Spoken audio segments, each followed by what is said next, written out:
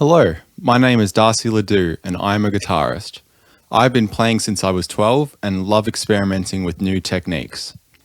According to Decky and Ryan's self-determination theory, this means I am intrinsically motivated to explore and to learn. I'm not sure how I could generate this sort of motivation within my students as a teacher, but it's something I want to discover as I continue to learn.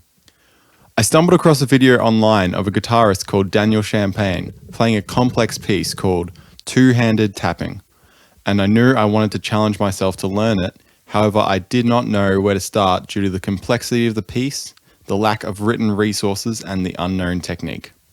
I brought the video to my guitar teacher Jeremy, someone who Vygotsky would call a more knowledgeable other, someone whose understanding and ability was higher than my own.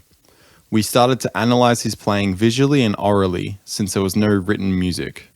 We matched his tuning and capo placement, then started to figure out note by note what he played with what hand.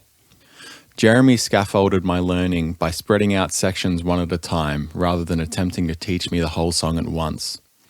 This technique was very helpful to not feel overwhelmed as a learner, and is something I've started to implement with my own student Max. After this lesson, I went home and my practice was in my own hands. I applied what Dweck would call a growth mindset, understanding that the hard work and effort I put in would ultimately result in me becoming a better guitarist. This is an attitude I could see my teacher displaying, and him modeling this behavior has helped to shape my pedagogy. I began to practice most days, slowly increasing speed in both hands as muscle memory began to sink in.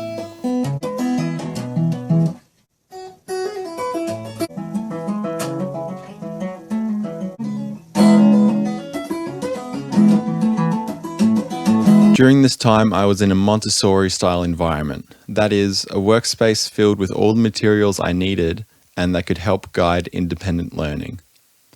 For me, this was just a bunch of guitars, really, but reflecting on this theory has made me realize how far a little bit of preparation in order to make a student autonomous can go. Practice for guitar takes time, and sometimes it's a challenge to remain focused and patient with yourself. This is something you have to do alone, but it's very empowering when successful.